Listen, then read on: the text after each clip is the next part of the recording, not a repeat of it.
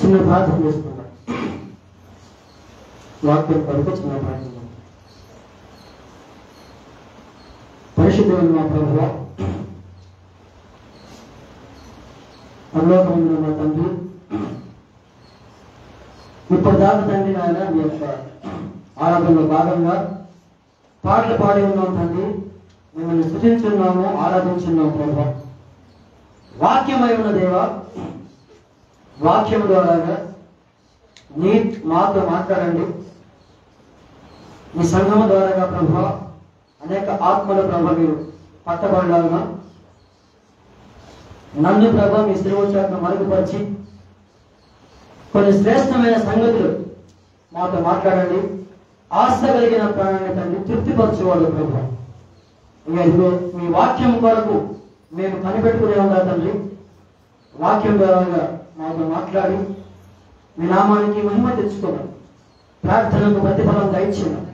యేసు నామములో అడుగుతున్నాము తండ్రి, ఆమేన్. మంచిది. దేవుని వాక్యాన్ని ప్రార్థన చేసుకుందాం. వాక్యము చెప్తున్నప్పుడు చాలా జాగ్రత్తగా వినండి. వాక్యం అనేది చాలా ప్రాముఖ్యమైనది. ప్రతిసారి చెప్పే మాట ఏంటంటే వాక్యము చాలా ప్రాముఖ్యమైనది. ఒక మనిషి ఆత్మీయంగా బలపడాలంటే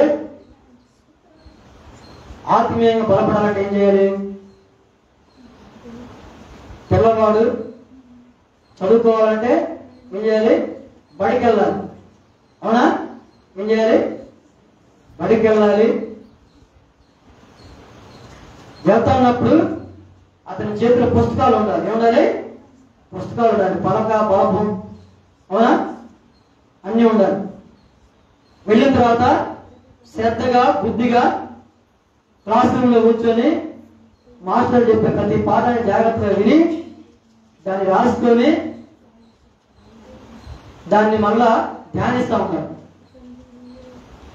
మరి అనేక సంవత్సరాలుగా మందిరానికి వస్తున్న మనము దేవుని మందిరంలో కూర్చొని కనీసం పుస్తకాలు ఓపెన్ చేయకుండా, అంటే బైబుల్ తెచ్చినా కానీ బైబుల్ చదవలేని పరిస్థితి. దేవుడి మనసు ఎప్పుడు అర్థమైందంటే ఆయన గురించి మనం చదివినప్పుడు, ఇప్పుడు నా గురించి పాస్టర్ గారికి అర్థం కావాలంటే, పాస్టర్ గారికి నాకు అర్థం కావాలంటే మీ ఇద్దరు కలిసి ప్రయాణం చేయాలి. నేను ఆయన్ని చదవాలి, ఆయన నన్ను చదవాలి. అప్పుడు ఎలా ఉంటుంది? అతనంటే ఏందో నాకు తెలిసింది, నేనంటే ఏందో ఆయన తెలిసింది. అది లేకుండా ఓడక వచ్చి పోయామంటే చుట్టపు చూపుగా అది ఎక్కడ వేసిన గొంగలే అక్కడే ఉంటుంది. నువ్వు ఎన్ని సంవత్సరాలైనా దేవుని మందిరానికి, నీలో ఎదుగు బొదుగు ఏమీ ఉండదు. మనం అనుకుంటున్నాము మందిరానికి వస్తున్నాము, దేవుడు అనుకుంటున్నా.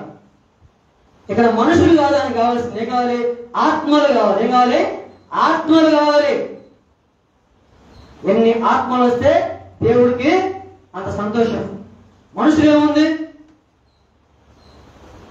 అనేక స్థలాల్లో వందల మంది, వేల మంది కనబడుతుంది మన కళ్ళ ముందు.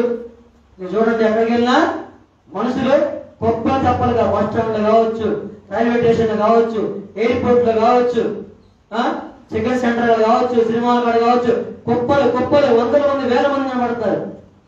వాళ్ళ వల్ల దేవుడికి ఉపయోగం ఉండదు. అవునా? నేను గమనిస్తున్నప్పుడు చూడండి, గత కొన్ని రోజులు గమనిస్తుంటే ఎక్కడికి వెళ్ళినా కానీ కళ్ళ ముందు ఒకటే కనపడతాయి.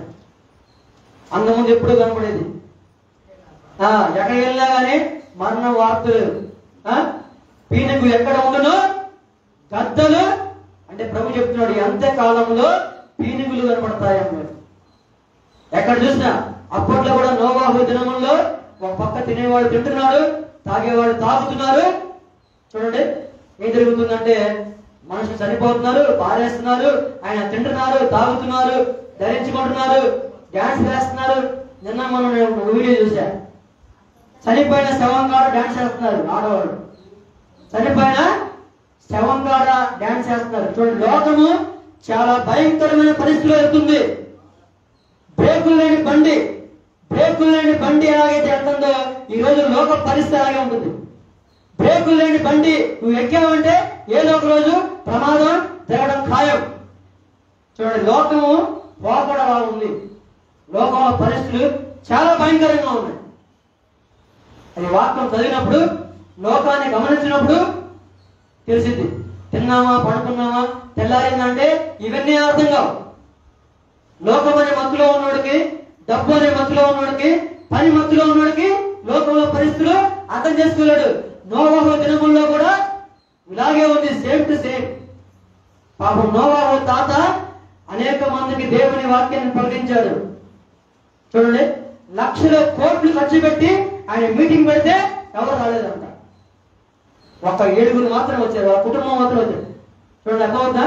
అప్పట్లోనే నోవాహు డబ్బులు ఖర్చు పెట్టి ఒక సువార్త కూడిక ఏర్పాటు చేస్తే కుటుంబం మాత్రమే దానికి హాజరైంది. మిగతా వాళ్ళందరూ కూడా ఎగతాళి చేశారు, ఆయన అవమానించారు. ఈ రోజుల్లో కూడా జరుగుతున్న పరిస్థితులు అలాగే. దేవుని వాక్యాన్ని జ్ఞాపకం చేసుకుంటూ చూడండి, కొరింథీ పత్రికలో చూస్తే,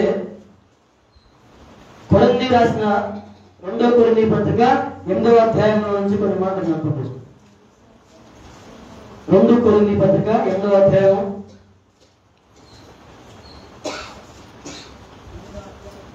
మొదటి నుంచి కొన్ని మాటలు జ్ఞాపకం చేసుకున్నాం. సహోదరులారా, మాసిదోనియా సంఘములకు అనుగ్రహించబడి ఉన్న దేవుని కృపను గూర్చి అక్కడ ఉండే సహోదరులారా, మాసిదోనియా సంఘము. నాకైతే అక్కడ చివరి సంఘం అని కనబడుతుంది. ఏం కనబడుతుంది? చదువు మోసారి మళ్ళీ. సహోదరులారా, మాసిదోనియా సంఘములకు అనుగ్రహించబడిన దేవుని కృపను గూర్చి. నాకేమో అక్కడ మాసిదోనియా ప్లేస్ లో చివరి సంఘం అని కనబడుతుంది. ఏమవుతుంది? చివరి సంఘానికి దేవుని కృపను గూర్చి మీకు తెలియజేస్తున్నాను అంటున్నాడు. ఏమంటాడు? ఎలాగనగా వారు బహుశ్రమల వలన పరీక్షించబడ్డారు, అత్యధికంగా సంతోషించబడ్డారు. ఏమన్నాడు? బహుశ్రమల వలన ఏమవుతుందంట? బహుశ్రమలు వచ్చినాయి. నేనేమంటానంటే, మన భక్తి జీవితంలో మనకే శ్రమలు వచ్చినాయి. నీ ఆత్మీయమైన జీవితంలో, క్రీస్తు నీకున్న అనుబంధంలో, దేవునితో నీకున్న ప్రయాణంలో నీకు ఎన్ని శ్రమలు వచ్చినాయి, ఎన్ని కష్టాలు వచ్చినాయి, ఎన్ని వేదనలు వచ్చినాయి, ఎన్ని నిందలు వచ్చినాయి ఒకసారి మనం గమనిస్తే చాలా తక్కువ. దేవుని మందిరానికి రావడమే చాలా కష్టంగా ఉంది. ఎలా ఉంది? చాలా కష్టంగా మనం వస్తుంది. అది కూడా వారంలో ఎన్ని గంటలు? 2 గంటలు. ఎన్ని గంటలు? వారానికి ఎన్ని గంటలు? 2 గంటలు మన భక్తి. ఎన్ని గంటల భక్తి? 2 గంటల భక్తి. చూడండి, గుడిలో గంట మోగిస్తారు, అవునా? మసీదులో కూడా నమాజ్ చేస్తారు. చర్చిలో కూడా ఏముండాలి? ఎప్పుడు కూడా దేవుని సంబంధించిన మాటలు, పాటలు, ఆరాధన, స్తుతి నిత్యము. చూడండి, పరలోకంలో ప్రభువు పరిశుద్ధుడు పరిశుద్ధుడు పరిశుద్ధుడు అనే గానాల మధ్య చూడండి మానక రేయింపగళ్ళు. ఏంటంట? రేయింపగళ్ళు ఏముంది? ప్రభువు పరిశుద్ధుడు పరిశుద్ధుడు పరిశుద్ధుడు అని అక్కడ ఏ సౌండ్ వస్తుంది? అక్కడ ఎప్పుడు కూడా నిత్యము అనునిత్యము దేవుని గురించిన మాటలు, దేవుని గురించిన పాటలు. ఎక్కడ? పరలోకంలో. ఏ లోకంలో? పరలోకంలో. మరి ఈ లోకంలో ఏం పడుతున్నాయి? చూడండి, ఈ లోకంలో ఏం పడుతున్నాయి? ఎక్కడ చూసిన చావు కేకలు, కొట్టుకోవడం, తన్నుకోవడం, అసూయ, కలహం, మత్సరం, విభేదాలు, రకరకాల సౌండ్లు వస్తున్నాయి. ఎక్కడ? ఈ లోకంలో. పరలోకంలో అంట ఒకసారి అరగంట సేపు నిశ్శబ్ద వాతావరణం ఏర్పడిందంట. ఇప్పుడు పరలోకంలో ఎంతసేపు? అరగంట సేపు నిశ్శబ్దంగా అయిపోయిందంట. కానీ భూమి మీద ఒక్క నిమిషం కాదు కదా, ఒక్క సెకండ్ కూడా నిశ్శబ్దంగా ఉండదు. అది భూలోకానికి పరలోకానికి మధ్య తేడా. ఇక మనం గమనిస్తే, వారు బహుశ్రమల వలన పరీక్షించబడ్డారు, అత్యధికంగా సంతోషించారు. చూడండి, బహుశ్రమలు. ఏమొచ్చినాయట? బహుశ్రమలు వచ్చినాయి అంట. నీకు చెప్పలేని శ్రమలు కాదు. దేవుడితో నువ్వు కొనసాగుతున్నప్పుడు నీకు అనేక శ్రమలు వస్తాయి. యేసు ప్రభువు ఏమన్నా అంటే నీ లోకము ద్వేషిస్తుంది, లోకం నిన్ను అవమానిస్తుంది, లోకం నిన్ను వెలివేస్తుంది. చూడు, ఇవన్నీ కూడా నీ జీవితంలో ఎదురవ్వాలి. యేసు ప్రభువు ఈ లోకానికి వచ్చినప్పుడు ఆయన రక్తం చిందించాడు, రక్తము చిందించాడు. ఆయన సిలువేసుకుని వెళ్ళినప్పుడు చాలా మంది, బహుమంది స్త్రీలు ఆయన్ని ఏడ్చుకుంటా ఎదురయ్యారు. ప్రభు ఏమన్నాడంటే, మీరు నా కొరకు ఏడవద్దు, మీ కొరకు మీ పిల్లల కొరకు ఏడవమన్నాడు. అమ్మ, మీరు నా కొరకు ఏడవద్దు. ఎవరి కొరకు? యేసు ప్రభువారి కోసం మనం ఏడవలసిన అవసరం లేదు. యేసు ప్రభువారి కోసం మనం బాధపడాల్సిన అవసరం లేదు. మన కొరకు ఏం చేయాలంట? ఏడవమన్నాడు, రోధించమన్నాడు. ఎందుకు ఏడవాలి? ఉద్యోగం రాలేదనా? పిల్లలు పుట్టలేదనా? ఈ లోక సంబంధమైన వాటి కోసం కాదు, ఆత్మ సంబంధమైన వాటి కోసం నువ్వు రోధించమన్నాడు. ఎందుకంటే వీధుల్లో పసిపిల్లలు లేకుండా, రాజమార్గంలో యవనస్తులు లేకుండా మరణము మన కిటికీలను ఎక్కుతూ ఉంది. చూడండి, ఫస్ట్ ఏం చేస్తున్నాడు అపవాది? ఎవరిని టార్గెట్ చేస్తున్నాడు అంటే చిన్న పిల్లల్ని టార్గెట్ చేస్తున్నాడు. తర్వాత యవనస్తుల్ని టార్గెట్ చేస్తున్నాడు. యవనస్తులు బలవంతుని చేతిలో బాణం వంటి వారు. నువ్వు యవన కాలం ఉందే నువ్వు దేవుణ్ణి వెంబడించాలి. యవన కాలంలోనే నీ భక్తిని కనబరుచుకోవాలి. యవన కాలంలోనే నీ వ్యక్తిత్వాన్ని నువ్వు కాపాడుకోవాలి.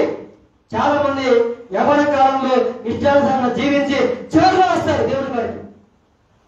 దానివల్ల దేవుడికి ఏమైనా ఉపయోగం ఉందా? ఏమీ ఉండదు. అనా పైసా ఉపయోగం ఉండదు. నేనేమంటానంటే, ఒక కంపెనీలో మనం ఉద్యోగం చేస్తా ఉన్నప్పుడు ఆ కంపెనీ వాళ్ళు మనకు నచ్చితేనే నిన్ను ఉద్యోగంలో పెట్టుకుంటారు. అదేవిధంగా నీకు ఈ లోకంలో దేవుడు కూడా ఆయన ఒప్పుకుంటేనే, ఆయన మెచ్చుకుంటేనే ఈ లోకమైన ఉద్యోగాన్ని పెడతాడు. కావాలంటే ఆయన ఇష్టమైతే ఎప్పుడైనా సరే నేను ఆయన ఉద్యోగం నుంచి పీకేయచ్చు, ఎప్పుడైనా సరే ఆయన పిలుపు అందుకోవచ్చు, ఎప్పుడైనా సరే ఆయన నీ జీవితాన్ని భూమి మీద కొట్టివేసే అధికారం ఉంది. ఎందుకంటే దేవుడు ఇక ఈ లోకంలో ఆయన చిన్న ఉద్యోగాన్ని ఆయన ఏర్పాటు చేశాడు. లోకమే చూడండి, లోకంలో ఈ జీవితం అనే వ్యాపారంలో నిన్ను ఏర్పాటు చేశాడు. కాబట్టి నిన్ను ఒక ఆయుష్ ఏర్పాటు చేశాడు. అవునా? ఒక 70 సంవత్సరాలు, 60 సంవత్సరాలు, 50 సంవత్సరాలని నిర్ణయించాడు. ఒక కాలం నిర్ణయించాడు. ఏదో ఒక రోజు నీ జీవిత ప్రయాణము ఈ భూమి మీద కొట్టివేయబడుతుంది. పరిగెత్తి పరిగెత్తి పరిగెత్తి అలసిపోయి ఒక రోజు నువ్వు విశ్రాంతి తీసుకుంటావు. చాలా మంది అది తెలిసి కూడా ఈరోజు చాలా మంది పరిగెత్తే పనిలో ఉన్నారు, కానీ ఆగే పనిలో ఎవరు? ఎవరి హడావుడి వారిది, ఎవరి జీవితము వారిది, ఎవరి ఆలోచనలు వాళ్ళే. నోవాహు దినముల్లో సేమ్ ఇలాగే ఉన్నాయంట.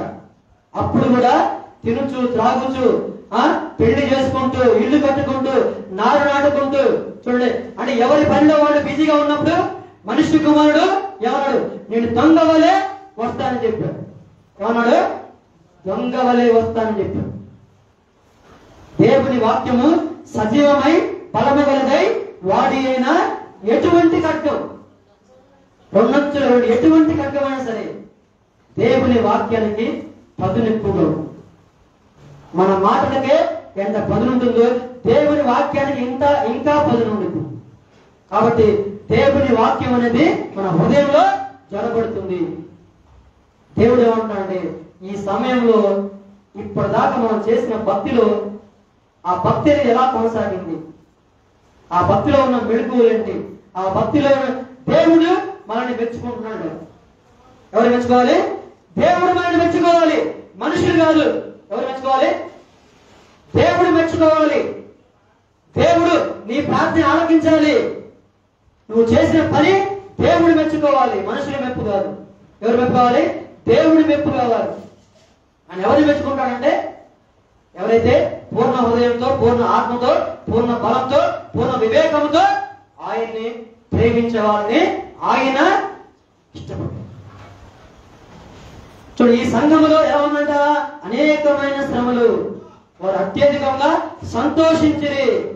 వారు నిరుపేదలను వారి దాతృత్వము బహుగా విస్తరించింది. ఏంటంట? నిరుపేదలైన కానీ ఇచ్చే విషయంలో అంటే దేవుని కొరకు ఇచ్చే విషయంలో, సమయాన్ని కావచ్చు, లేకపోతే వాళ్ళ ధనాన్ని కావచ్చు, వాళ్ళ వస్తువులు కావచ్చు, వాళ్ళ ప్రేమ విషయంలో కావచ్చు, సహనం విషయంలో కావచ్చు, ఆత్మీయత విషయంలో కావచ్చు, ఎలా ఉన్నారు? వాళ్ళు నిరుపేదలైన కానీ ఇచ్చే విషయంలో మాత్రం ముందు దేవుడు. కాబట్టి ఆ సంఘాన్ని ఈరోజు మనకి జ్ఞాపకం చేస్తున్నాడు. చూడండి, కృప విషయంలో కూడా వాళ్ళందరూ కూడా ఎలా ఉన్నారంట? దేవుణ్ణి ఆశ్చర్యపరిచే విధంగా ఉన్నాడు. దేవుడు వాళ్ళు మెచ్చుకున్నాడు. చూడండి, ఒకసారి మనం పరిశీలించుకుంటే నిజంగా మన సంఘం గురించి దేవుడు ఏ విధంగా మాట్లాడుతున్నాడు, మన సంఘాన్ని ఆయన ఏ విధంగా లెక్కలు వేసుకుంటున్నాడు అని చూస్తే, లూకా సువార్త చూడండి 11వ అధ్యాయం 6వ వచనం మనం జ్ఞాపకం చేసుకుంటే,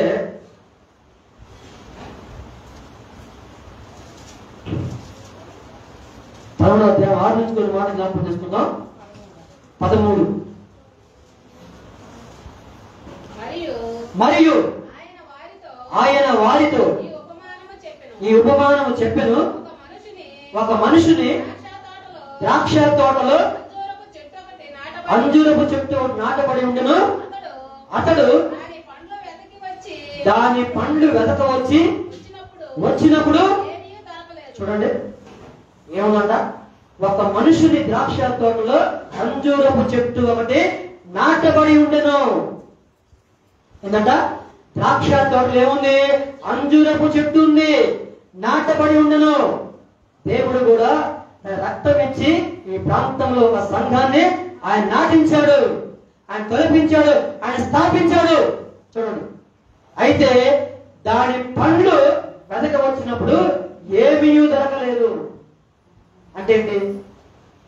దేవుడు అన్ని సంఘాలని ఆయన పరిశీలిస్తా ఉన్నాడు, పరీక్షిస్తా ఉన్నాడు. ఇప్పుడు ఈ మార్గ మధ్యలో వెళ్తా ఉన్నప్పుడు సపోజ్ సంఘంలో ఉన్నాడు అనుకో, ప్రభు సంఘంలో ఉన్న సంఘాలన్నీ పరిశీలించాడు, అక్కడ ఉన్నటువంటి ఆత్మల్ని పరిశోధించాడు. ఏ సంఘంలో ఆత్మీయత ఉంది, ఏ సంఘంలో దేవుడి వాక్యం ఉంది, ఏ సంఘంలో ప్రార్థన ఉంది, ఏ సంఘంలో ఆత్మీయంగా ఫలం పొందుతున్నారు, ఆత్మీయంగా బలం పొందుతున్నారు అని చెప్పేసి దేవుడు పరిశీలిస్తా ఉన్నాడు. అలా పరిశీలిస్తా ఉన్నప్పుడు సపోజ్ దేవుడు ఇక్కడికి వచ్చాడు అనుకోండి, ఈ సంఘానికి వచ్చాడు. ఈ సంఘానికి వచ్చినప్పుడు ఏముందంట? చూడండి, అంజూరపు పండ్లు వెతికినప్పుడు ఏమీ దొరకలేదు. అంటే ఏంటి? ఒక్కడు కూడా రక్షణ మారు మనసు పొందుకున్న వాళ్ళు దొరకట్లేదు. ఎన్ని సంవత్సరాల నుంచి? గత అనేక సంవత్సరాల నుంచి. చూడండి, దేవుడు ఏం కోరుకుంటాడంటే ఎంతమంది రక్షణ పొందుకున్నారు, ఎంతమంది మారు మనసు పొందుకున్నారు, ఎంతమంది దేవుల్లో కొనసాగుతున్నారు, ఎంతమంది ఆత్మీయంగా బలం పొందుకున్నారు, ఎంతమంది ఆయన వైపు చూస్తున్నారు, ఎంతమంది హృదయాల్లో ఆయన కొలువై ఉన్నాడు. చూడండి, దేవుడు ఏమన్నాడు? నీ హృదయం, నీ దేహము దేవుని వలన నిర్మించబడింది, నీవు నీ సొత్తు కాదు, నీలో ఉన్న పరిశుద్ధాత్మకి నిలయము. ఏమన్నాడు? నీలో ఉన్న పరిశుద్ధాత్మకి నిలయం అన్నాడు. నీవు నీ సొత్తు కాదు అన్నాడు. నీ కళ్ళు నీ సొత్తు కాదు, నీ నోరు నీ సొత్తు కాదు, నీ చెవులు. అందుకే అన్నాడు, చెవి గలవాడు ఆత్మ సంగమంతో చెప్పుతున్న మాట చెవి గలవాడు వినుడుగా. అంటే దేవుడు ఏం కోరుకుంటున్నాడు? దేవుని వాక్యము వినాలని కోరుకుంటున్నాడు. నీ చూపు యేసు వైపు చూడాలి. ఎవరి వైపు? యేసు వైపు. మన జీవితం అనే పరుగు పందెంలో యేసు వైపు చూస్తూ ఓపికతో పరిగెత్తమను. ఇంత గొప్ప సాక్షి సమూహము మేఘం వలె ఆవరించున్నాను అంటే అన్నాడు. ఇంత గొప్ప సాక్షి సమూహము నీ చుట్టుపక్కల ఎంతమంది అయినా సాక్షులు ఉండొచ్చు, నీ చుట్టుపక్కల పరిస్థితి ఎలాగైనా ఉండొచ్చు, కానీ నువ్వు యేసు వైపు చూస్తూ నీ పరుగు పందెంలో ఓపికగా పరిగెత్తమను. ఏమన్నాడు? ఓపికగా. చూడండి, హెబ్రీ పత్రిక మనం చూస్తే 11వ అధ్యాయంలో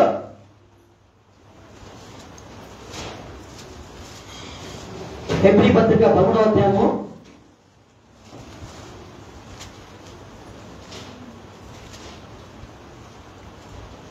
12వ అధ్యాయం మొదటి నుంచి చూస్తే,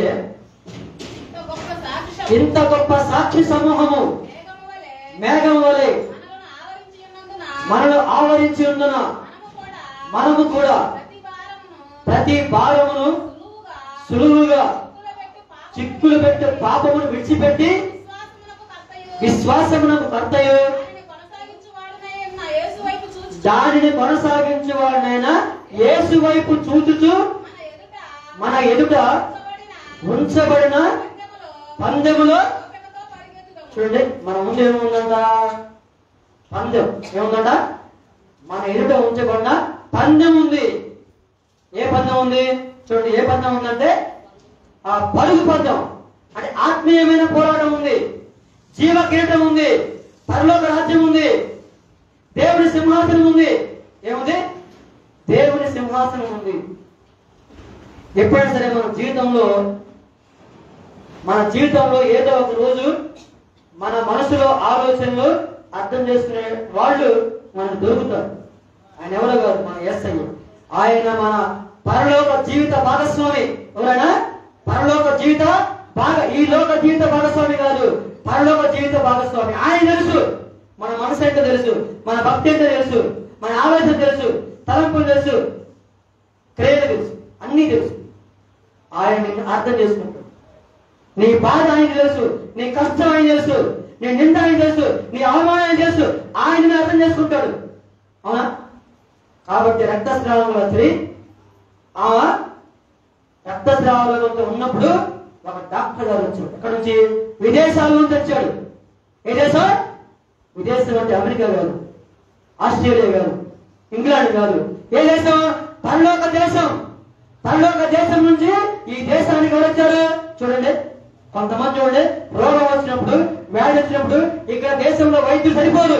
ఎక్కడ తీసుకెళ్తారు? విదేశాలకు తీసుకెళ్తారు. కానీ సాక్షాత్తు యేసు ప్రభువు విదేశాల నుండి వచ్చాడు. అది మన యేసయ్య గొప్పతనం. విదేశాల నుంచి దేవుడు ఈ లోకానికి దిగొచ్చాడు. ఆయన ఒక వైద్యుడు, పరమ వైద్యుడు. అనేక మంది కుంటి వాళ్ళని, గుడ్డి వాళ్ళని, మోగ వాళ్ళని అనేక మంది బాగు చేశాడు. అంటే మనకు వైద్యం కోసం విదేశాల నుంచి యేసు ప్రభువు ఈ లోకానికి దిగొచ్చాడు. చూడండి, ఎందుకంటే మనం ఎంతైనా ప్రాణం దక్కించుకోవాలని అనేక మంది వైద్యుల గారికి తీసుకెళ్తాం. ఎవరు కూడా ఆమె రోగాన్ని తగ్గించలేకపోయారు. సాక్షాత్ డాక్టర్ గారు విదేశాల నుంచి వచ్చాడు. జ్వరం వచ్చినా వచ్చాడు, చనిపోయినా వచ్చాడు.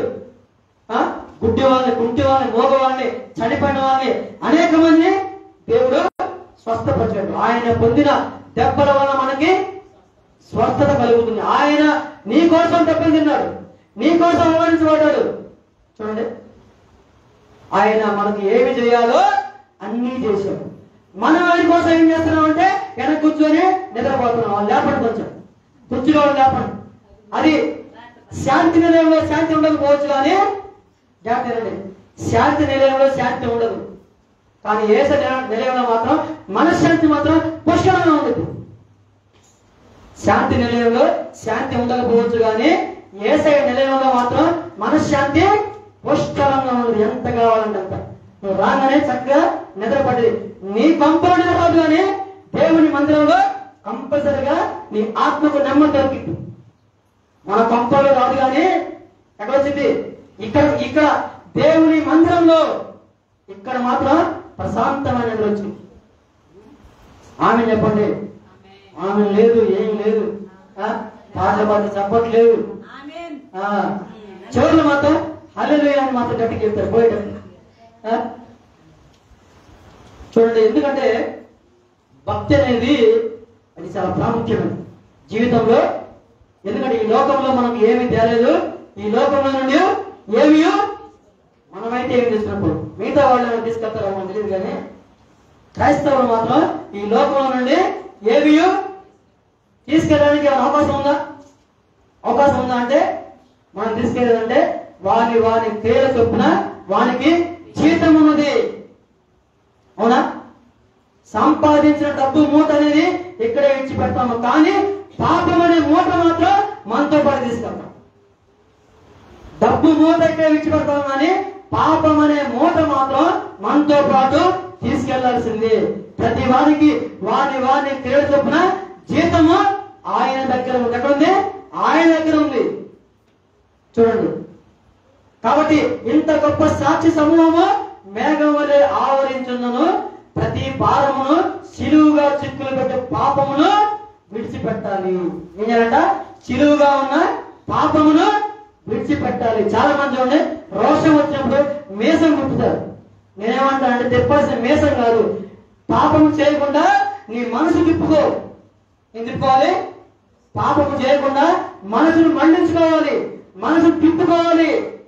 మెలేయాల్సింది అది కాదు. ఏంటి? ఏం చేయాలి? రోషంగా నేను పాపం చేయను అని చెప్పేసి మనం ఒక నిర్ణయం తీసుకోవాలి. అంటే ఏంటి? భక్తిలో కూడా రోషం ఉండాలి, భక్తిలో కూడా మెలుగుగా ఉండాలి, భక్తిలో కూడా పరిశుద్ధంగా ఉండాలి. ఏం చేయాలంట? పరిశుద్ధంగా ఉండాలి. జన్మత కర్మత మనం పాపులమే అనే వాక్యం జ్ఞాపకం చేస్తుంది. అవునా? జన్మత కర్మత మనం పాపులమే.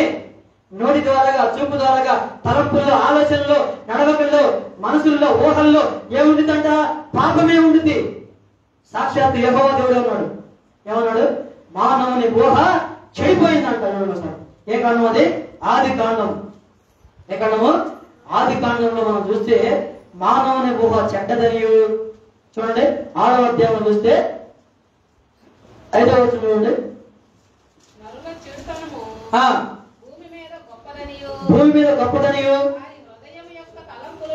వాని హృదయం యొక్క తలంపుల్లో ఊహంతయు ఎల్లప్పుడూ కేవలము చెడ్డదని యెహోవా చూసి తాను భూమి మీద చేసినందుకు యెహోవా సంతాపము నుండి. చూడండి, నరుల చెడుతనము భూమి మీద గొప్పదైపోయిందంట. ఏ తనము? చెడుతనం. చెడుతనం అంటే ఏంటి? భ్రష్టత్వం. అంటే లోకంలో ఏం పెరిగిపోయిందంట? చెడుతనం పెరిగిపోయింది. దానికి కారణం ఏంటి? వారి హృదయము. ఏంటి? హృదయము. హృదయము ఘోరమైన వ్యాధి కలదు. హృదయము ఘోరమైన వ్యాధి కలదు అంటే ఏంటి? దేవుడు నీ హృదయాన్ని పరిశీలించుకోమంటున్నాడు. నీ హృదయము ఆలోచనలు పరిశీలించుకోవాలి, హృదయంలో తలంపులు పరిశీలించుకోవాలి, హృదయంలో వచ్చినటువంటి ప్రతి ఆలోచన. అందుకంట నోట్లోకి వెళ్ళిందంట మనిషినంట అపవిత్రం చేయదు, కానీ నోట్ నుంచి వచ్చే ప్రతి మాట మనల్ని అపవిత్రం చేసుకో. అదవునా? నోట్లోకి పోయేది మనకి అపవిత్రం చేయదు. ఎందుకు? అది బయటకు వస్తుంది. కానీ మన నోటి నుంచి వచ్చే ప్రతి మాట మన హృదయాన్ని అపవిత్రపరుస్తుంది. కాబట్టి నీ నోటిని ఆయన కాల్చుకోమన్నాడు. ఏమన్నాడు? నీ నోటిని కాల్చుకో. ఆయన ఆకాశం అందున్నాడు, నువ్వు భూమి మీద ఉన్నావు. అవునా? ఎక్కడున్నా? ఆయన ఆకాశం అందున్నాడు, మరి ఎక్కడున్నా? భూమి మీద ఉన్నావు. మనం నడుస్తూ ఉన్నప్పుడు ఒకసారి చిన్న చిన్న చీమలు కనబడతాయి. కోపం వస్తే ఏం చేస్తాం? చీమల్ని కాలుతో ఇలా అంటాం. దేవుడు కూడా కోపం వస్తే ఒకసారి ఇలా అన్నా అనుకోండి, ఏమైంది? అంతవరకు ఏమైంది? అయిపోవడం. ఆయన కోపం, ఆయన ఎందుకు కోపం వస్తుంది? నీ హృదయంలో ఆలోచనలు కోపం వస్తున్నాయి. నీ నోటి మాట ఆయన కోపం వస్తుంది, నీ ఆలోచన కోపం వస్తుంది. నేను ఇంత చెప్తున్నాను, ప్రయాసపడి భారం మోస్తున్న సమర్థంగారా నా ఎద్దకు రండి అన్నాడు. నా ఎద్దకు రండి అంటే ఏంటి? ఇంకా నీ వయసు 70 ఏళ్ళు, ఇంకా 80 ఏళ్ళు, దేనికోసం పరిగెత్తున్నావు? దేవుడు అదే అంటున్నాడు, ఇంకా ఎందుకు ప్రయాసపడుతున్నావు? ఇంకా ఎందుకు ఆయాసపడుతున్నావు? ఇంకా ఎందుకు లోకమనే వ్యామోహంలో చిక్కున్నావు? లోకమనే ఊపిరి పడిపోతున్నావు. ఇంకా వయసు పైబడే కొద్దీ ఏం చేయాలి? ఆలోచన పైన ఉండాలి. ఏముండాలి? పై ఆలోచన రావాలి, కింద ఆలోచన అయిపోయింది. నీ జీవితము దగ్గర పడిపోయింది. అధిక బలం ఉండలా 70 ఏళ్ళు, అది ఆయాసమే. వయసు పైబడే కొద్దీ నీ ఆలోచనలు పైన ఉండాలి. మీరు క్రీస్తు కూడా లేకపోయిన వారైతే మీరు పైన వాటిని వెతకమన్నాడు. ఏం వెతకాలంట? పైన వాటిని వెతకాలి. ఇక్కడ నుంచి చూస్తే యేసు ప్రభువుని కనిపించాలి. ఎక్కడ నుంచి? నీ హృదయంలో నుంచి ఆయనని కనిపించాలి. నువ్వు చేసే భక్తిలో కనిపిస్తాడు. చూడండి, ఎక్కడి నుంచి? ఇక్కడ నుంచి మనం డైరెక్ట్ గా యేసు ప్రభువుని చూడొచ్చు. ఎప్పుడు మనం చేసే భక్తిలో కరెక్ట్ గా ఉంది. ఎందుకంటే దేవుడు నీకు చూపిస్తాడు, ఆయన తెలియజేస్తాడు. అవునా? యాకోబు ఏం చేశాడు? బాగా అలసిపోయి చీకటి పడినప్పుడు ఏమన్నాడు? ఒక అరణ్య మార్గంలో ఒక చెట్టు కింద రాయిని తలగడగా చేసుకొని అక్కడ నిద్రపోయాడు. అప్పుడు దేవుడు ఆకాశం నుండి కనిపించాడు.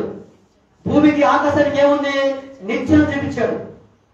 చూడండి, అలసిపోయి పడుకున్నప్పుడు రాయిని తలగడ చేసుకున్నాడు. చూడండి, పాపం ఎంత అలసిపోయాడు.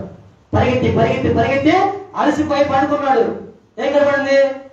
వెంటనే నేనేమంటానంటే, నువ్వు నిద్రపోయినప్పుడు దేవుడి దర్శనం నీకు రావాలి. జరగబోయే వాటి దేవుడు నీకు చూపిస్తాడు. జరగబోయే నాశనాన్ని తెలియజేస్తాడు. నీ కుటుంబంలో వచ్చే శోధన తెలియజేస్తాడు. నీకు జరగబోయే కీడు తెలియజేస్తాడు. ఎందుకు? నువ్వు జాగ్రత్తగా ఉండమంటాడు. ఆయన వాక్యంతో మాట్లాడతాడు, వాక్యంతో నేను దర్శిస్తాడు. ప్రార్థనతో పాటతో అన్ని విషయాలు దేవుడు మాట్లాడుతూనే ఉంటాడు. ఎందుకు? ఆయన మాట్లాడే దేవుడు కాబట్టి. ఎవరైనా మాట్లాడే దేవుడు.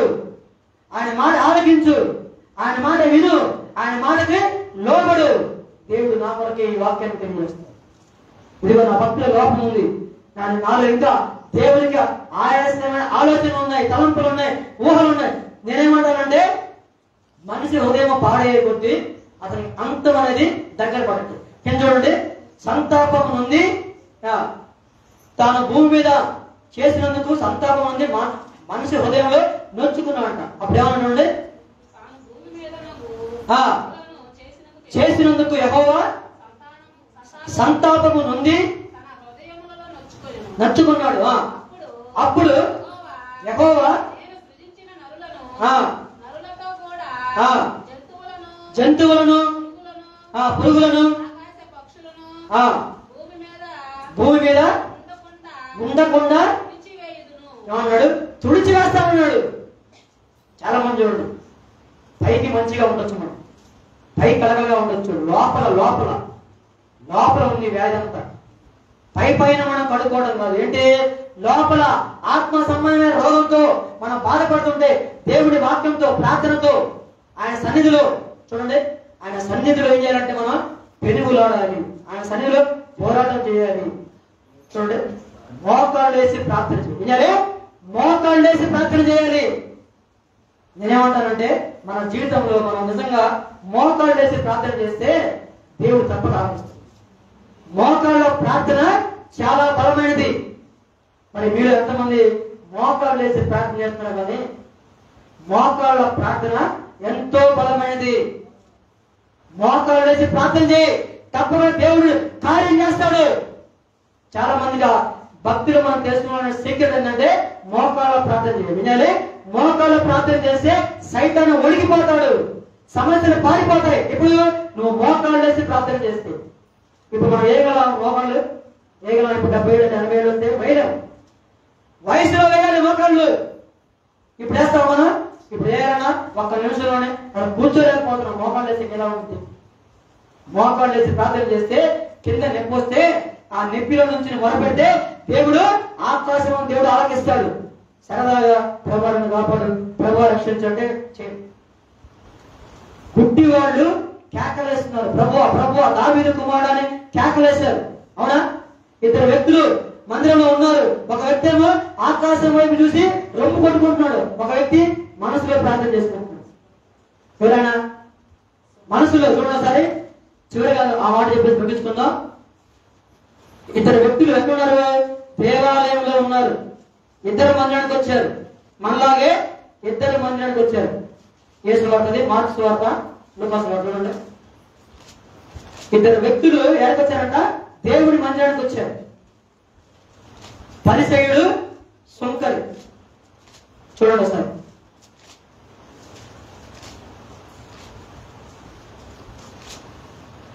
ఇద్దరు వ్యక్తులు ఎక్కడికి వచ్చారు? దేవుడి మందిరంలో ప్రార్థన చేయడానికి వచ్చారు.